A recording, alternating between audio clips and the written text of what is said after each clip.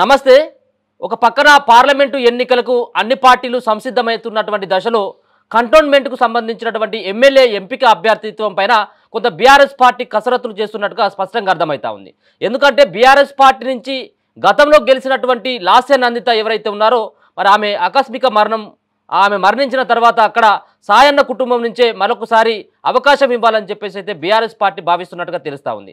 ఎందుకంటే ఆమె ఎవరైతే నివేదిత లాస్య నందిత యొక్క సోదరి నివేదిత కూడా మొన్న ప్రెస్ మీట్లో ఆమె ప్రకటించడం జరిగింది. నేను ఎట్టి పరిస్థితుల్లో ఈసారి బీఆర్ఎస్ పార్టీ అభ్యర్థిగా నేను పోటీలో ఉంటాను, అంతేకాకుండా లాస్య నందిత లేనటువంటి లోటుని నేను ఖచ్చితంగా కూడా కంటోన్మెంట్ ప్రజలకి అందించాలన్నటువంటి ఒక భావనకి వచ్చానని చెప్పేసి ఆమె కూడా చెప్పినటువంటి దాఖలు కూడా మనం చూసుకోవడం జరిగింది.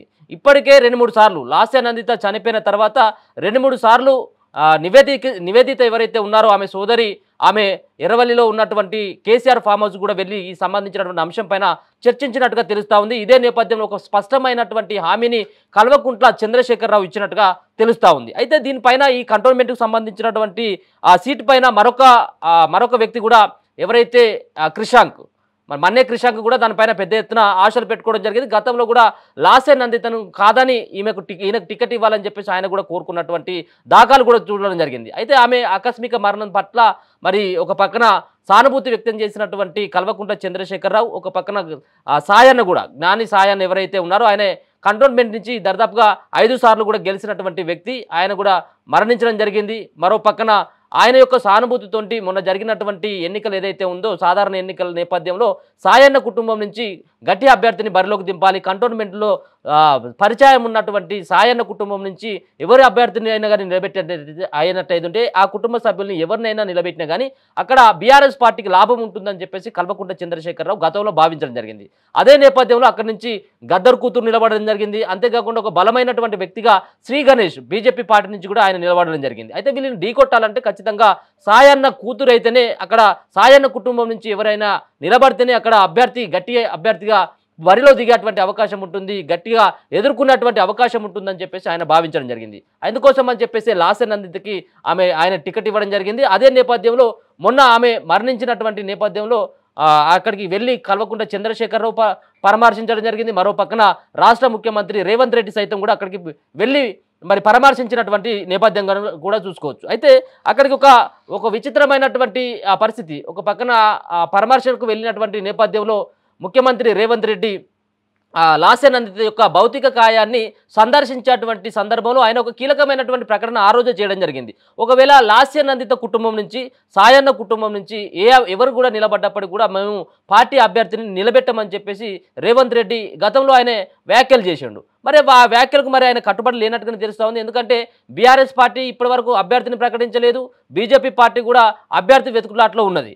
కానీ మరి రేవంత్ రెడ్డి అనూహ్యంగా అక్కడ శ్రీ గణేష్ పేరును కాంగ్రెస్ పార్టీ నుంచి పోటీ చేసేటువంటి అభ్యర్థిగా నిర్ణయించడం జరిగింది. అంటే ఆడ ఖచ్చితంగా కూడా ఏకగ్రీవంగా ఎన్నికైతే కావచ్చేమో, అక్కడ ఉన్నటువంటి సాయన్న కుటుంబం నుంచి బీఆర్ఎస్ పార్టీ అభ్యర్థిగా నిలుచున్నట్టయితే బీజేపీ పార్టీ తప్పుకుంటుంది పోటీలో, మరో పక్కన కాంగ్రెస్ పార్టీ కూడా తప్పుకొని ఏకగ్రీవంగా సాయన్న కుటుంబం నుంచి నిలబడ్డటువంటి వాళ్ళనే ఎమ్మెల్యేగా ఎన్నిక చేద్దామన్నటువంటి ఆలోచన ఆ రోజు రేవంత్కు ఉండేది. కానీ ఈరోజు మరి ఆ మాట మరి తప్పి అక్కడ అభ్యర్థులను కూడా నిలబెట్టినటువంటి నేపథ్యం. అయితే ఒక పక్కన కాంగ్రెస్ పార్టీ తెలంగాణ రాష్ట్రంలో బలంగా ఉంది, కాంగ్రెస్ పార్టీ పార్లమెంటు ఎన్నికల్లో నిమగ్నమైపోతా ఉంది. అక్కడ అభ్యర్థుల ప్రక్రియలో ఉన్నటువంటి తరుణంలోనే అక్కడ పార్లమెంటు అభ్యర్థులు ఇంకా ముగ్గురిని కూడా ప్రకటించాల్సినటువంటి నేపథ్యంలో అనూహ్యంగా ఇప్పుడే మరి అక్కడ ఉన్నటువంటి కంటోన్మెంట్ సెగ్మెంట్లో ఉన్నటువంటి అభ్యర్థిని కూడా శ్రీ గణేష్ని కూడా ప్రకటించడం అంటే కాంగ్రెస్ పార్టీ ఒక వ్యూహాత్మకంగా ముందు వెళ్తూ ఉంది. ఒకవేళ బీఆర్ఎస్ పార్టీ ఇప్పటికిప్పుడు లాస్య నందిత యొక్క సోదరు ఎవరైతే నివేదిత ఉందో ఆ నివేదితను కనుక ఆయన కూడా అభ్యర్థిగా ప్రకటించినటువంటి నేపథ్యంలో మరి రేవంత్ రెడ్డి ఏమైనా విత్డ్రా అవుతాడా లేదా, ఒకవేళ కనుక రేవంత్ రెడ్డి విత్డ్రా కానట్టయితే మరి ఇక్కడ ఉన్నటువంటి బీఆర్ఎస్ పార్టీ మరి ఏ విధమైనటువంటి అభ్యర్థిని ప్రకటిస్తుంది, నిజంగా కూడా సాయన్న కుటుంబం నుంచి ఏమైనా టికెట్ ఇచ్చేటువంటి ఆస్కారం ఉంటుందా, నివేదితకి టికెట్ ఇస్తే ఏ విధంగా ఉంటుంది, లేకపోతే అక్కడ మన్నే క్రిషాంక్కి ఏమైనా టికెట్ ఇస్తారనేది కూడా చూడాలి. మొత్తానికైతే ఒక ఆనవాయితీగా వచ్చేది, ఎందుకంటే అక్కడ ఉన్నటువంటి కుటుంబ సభ్యులు ఎవరైనా మరణించినప్పుడు కూడా వాళ్ళ కుటుంబ సభ్యుల్లో ఎవరికైనా మరో సంబంధించినటువంటి వ్యక్తులకు ఆ కుటుంబ సభ్యుల్లో ఉన్నటువంటి వాళ్ళకే టికెట్ ఇచ్చేటువంటి ఆనవాయితీ కూడా ఉన్నటువంటి నేపథ్యంలో మరి చూడాలి. దీనిపైన మరి ఇప్పటికే ఫామ్ హౌస్కి చేరుకున్నట్టుగా తెలుస్తూ ఉంది. ఇదే అంశం పైన కాంగ్రెస్ పార్టీ ఏమో దూసుకుపోతుంది, ముందుగానే కంటోన్మెంట్లో అభ్యర్థి నిలబెట్టేటైతే పార్టీ కోసం పార్టీ ప్రచారానికి కూడా కొంత టైం ఉండేటువంటి అవకాశం ఉంటుందని చెప్పేసి తెలుస్తూ ఉంది. మరో పక్కన ఇక్కడ ఉన్నటువంటి బీఆర్ఎస్ పార్టీ కూడా ఒక పక్కన సెంటిమెంట్గా కూడా చేయాలి, ఒకవేళ కంటోన్మెంట్లో గెలవాలన్నటువంటి ఉద్దేశంతో సాయన్న కుటుంబం నుంచే టికెట్ ఇచ్చినట్టు అయితే ఒక పక్కన సాయన్న మీద ఉన్నటువంటి అభిమానంతో పాటు లాస్య నందిత పైన ఉన్నటువంటి ఏదైతే అకాల మరణం చెందినటువంటి లాస్య నందిత ఎవరైతే ఉందో ఆమె పైన కూడా కొంత సానుభూతి ఉండేటువంటి పరిస్థితి ఉంటుంది. అంతేకాకుండా అక్కడ ఆమె వాళ్ళ కుటుంబం నుంచే నిలబడ్డట్టు ఇక్కడ బీఆర్ఎస్ పార్టీకి కూడా కలిసి వచ్చేటువంటి అంశంగా చెప్పుకోవచ్చు. చూద్దాం మరి ఇక్కడ ఇప్పటికే ఈ సంబంధించినటువంటి కంటోన్మెంట్ రాజకీయాలంతా మరి ఇప్పటికే ఎర్రవల్లిలో ఉన్నటువంటి కేసీఆర్ ఫామ్ హౌస్కు వెళ్ళడం జరిగింది. కేసీఆర్ ఒక కీలకమైనటువంటి నిర్ణయాన్ని తీసుకున్నట్టుగా తెలుస్తూ ఉంది. అభ్యర్థి ఎంపికలో కొంత కసరత్తులు చేస్తున్నప్పటికీ కూడా కేసీఆర్ కూడా ఇప్పటికే లాస్య నందిత సోదరికి నివేదితకు కూడా హామీ ఇచ్చినట్టుగా సాయన్న కుటుంబంలో ఉన్నటువంటి వాళ్ళకు కూడా హామీ ఇచ్చినట్టుగా తెలుస్తూ ఉంది. ఈ హామీ నేపథ్యంలోనే లాస్య నందిత సోదరి నివేదిత మరి ఆమె బయటకు వచ్చి నాకు టికెట్ ఇవ్వాలని చెప్పేసి కోరడం జరిగింది. నేనే కంటోన్మెంట్ బరిలో ఉంటానని చెప్పేసి చెప్పడం చూసినట్టయితే ఖచ్చితంగా కూడా కల్వకుంట్ల చంద్రశేఖరరావు ఆమెకు ఒక బలమైనటువంటి హామీ ఇచ్చినట్టుగా తెలుస్తూ ఉంది. ఈ హామీ నేపథ్యంలోనే ఈరోజు మరి కల్వకుంట్ల చంద్రశేఖరరావు నివేదితను అవే అఫీషియల్గా కూడా అనౌన్స్మెంట్ చేసేటువంటి ఆస్కారం ఉండేటువంటి పరిస్థితి ఉంటుంది. మరో పక్కన అక్కడ టికెట్ ఆశించే భంగపడ్డటువంటి వాళ్ళని మరి ఏ విధంగా మళ్ళీ కంట్రోల్ చేయాలని చెప్పేసి కూడా ఒక తలనొప్పిగా కేసీఆర్కు మారిపోయింది. అంటే ఒక పక్కన అక్కడ ఉన్నటువంటి ఒకరిద్దరు బీఆర్ఎస్ పార్టీ నుంచి టికెట్ కావాలని చెప్పేసి గతంలో కోరుకోవడం జరిగింది. ఇప్పుడు కూడా వాళ్ళు కోరడం జరుగుతూ ఉన్నది. వాళ్ళను బుజ్జగించేటువంటి పనిలో కేసీఆర్ ఉండడం జరుగుతూ ఉంది. కంటోన్మెంట్లో ఏ అభ్యర్థి పెట్టినప్పుడు కూడా బీఆర్ఎస్ పార్టీ నుంచి నిలబెట్టినటువంటి అభ్యర్థి గెలుపు కోసం కృషి చేయాలని చెప్పేసి కేసీఆర్ వాళ్ళకి మరి చెప్తూ ఉన్నట్టుగా తెలుస్తూ ఉంది. ఒకవేళ కనుక గతంలో చూసుకున్నట్టయితే ఒక పక్కన అక్కడ కంటోన్మెంట్ నుంచి కూడా అక్కడ ఇద్దరు కూడా మహిళలు నిలబడ్డరు. ఒక పక్కన గద్దర్ కూతురు వెన్నెల ఆమె మహిళనే, మరో పక్కన ఇప్పుడు లాస్య నందిత చనిపోయినటువంటి వ్యక్తి మహిళనే,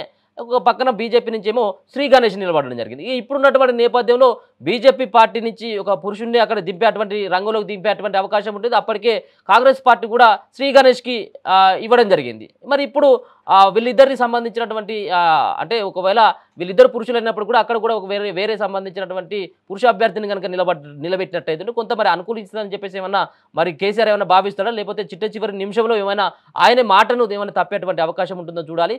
ఒకవేళ కనుక ఇప్పుడు ఉన్నటువంటి ఏదైతే రేవంత్ రెడ్డి గతంలో ఇచ్చినటువంటి హామీ ఏదైతే ఉందో ఆ హామీ మేరకు మరి ఆయన ఏమైనా తప్పుకుంటాడా, లాస్య నందిత కుటుంబంలో ఉన్నటువంటి వ్యక్తులకు ఏమైనా కల్వకుంట్ల చంద్రశేఖరరావు కనుక టికెట్ ఇచ్చి అఫీషియల్గా అనౌన్స్మెంట్ చేస్తే ఒకవేళ శ్రీ గణేష్ని మళ్ళీ కాదని చెప్పేసి అక్కడ ఎట్ల పరిస్థితుల్లో వాళ్ళ కుటుంబం పైన కూడా సానుభూతి వ్యక్తం చేయాలి, ప్రజలలో కూడా సానుభూతి పెరగాలంటే రేవంత్ రెడ్డి ఖచ్చితంగా ఒకవేళ కనుక అక్కడ అభ్యర్థిని నిలబెడతాడా అనేది కూడా చూడాలి. ఎందుకంటే నిన్ననే ఏఐసిసి అఫీషియల్గా కూడా అనౌన్స్మెంట్ చేయడం జరిగింది. కేసీ వేణుగోపాల్ శ్రీ గణేష్ పేరును కూడా అనౌన్స్మెంట్ చేసినటువంటి నేపథ్యంలో మరి రాష్ట్రంలో ఉన్నటువంటి కేవలం మొదటి ఉప ఎన్నిక తెలంగాణలో రావడం, మరి ఈ ఉప ఎన్నికల్లో గెలిస్తే మరి కాంగ్రెస్ పార్టీకి ఇంకా కలిసి వచ్చేటువంటి అంశాలు ఉంటాయని చెప్పేసి భావిస్తుందా? మరో పక్కన తెలంగాణలో జరిగేటువంటి సాధారణ ఎన్నికల తర్వాత వచ్చేటువంటి ఒక ఉప ఎన్నిక కాబట్టి ఈ ఉప ఎన్నికను కూడా ప్రధానమైనటువంటి పార్టీలు BRS party, BJP party, Congress party ఈ ప్రధానమైనటువంటి పార్టీలు కూడా ఒక ఛాలెంజ్గా భావించి మరి ఎన్నికల్లో దూసుకుపోయేటువంటి అవకాశం ఉంటుంది. కలిసి వచ్చేటువంటి అంశాలు ఏమైనా కల్వకుంట్ల చంద్రశేఖరరావుకు ఉన్నాయి ఇప్పుడు అనుకున్నట్టయితే కేవలం లాస్య నందిత యొక్క సోదరికి కనుక టికెట్ ఇస్తేనే ఎంతో కొంత బెటర్గా ఉంటుంది అన్నటువంటి అభిప్రాయం వ్యక్తం అవుతుంది. దాని దిశగానే కల్వకుంట్ల చంద్రశేఖరరావు ఆ దిశగా అడుగులు వేస్తారన్నట్టుగా స్పష్టంగా అర్థమవుతా ఉంది. కాసేపటి క్రితమే ఈ ఫామ్ హౌస్కి లాస్య నందిత సోదరి ఎవరైతే నివేదిత ఉందో ఆ నివేదితని అంతేకాకుండా వాళ్ళ యొక్క సాయన్న యొక్క కుటుంబాన్ని ఎర్రవల్లి ఫామ్ హౌస్కి రావాలని చెప్పేసి కేసీఆర్ చెప్పినట్టుగా తెలుస్తా ఉంది. ఈరోజు కీలకమైనటువంటి ఒక ప్రకటన కంటోన్మెంట్ అభ్యర్థిగా ఎవరిని నిలబెడతామన్నటువంటి ఒక కీలకమైనటువంటి ప్రకటన మరి కాసేపట్లో కల్వకుంట్ల చంద్రశేఖరరావు ప్రకటించేటువంటి అవకాశం అయితే కనబడతా ఉంది. చూస్తూనే ఉండండి మన తొలి వెలుగు.